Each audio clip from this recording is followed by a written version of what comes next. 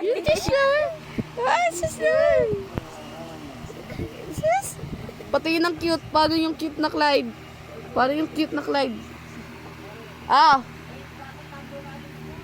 Wala, di pinapapunta si EJ. Binura yung ano niya. Di daw siya pinapapunta na ano. Ay, hinatay na. Ay, tinapan mo. Nakabura yung schedule niya. Tinanong ko anong grade na siya, sinabi niya ano. Sinabi niya na 11, di na siya pinapunta. Tapitin mo daw. Wala pa kaya akong tulog, bata na to, kaya punta ka dito.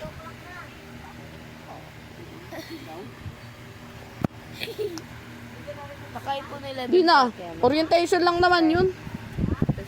Pinapachat daw pala sa ano, pinapachat daw pala siya sa ano niya, sa teacher namin. Pinapatanong daw kung kailan kami pwede na pumasok.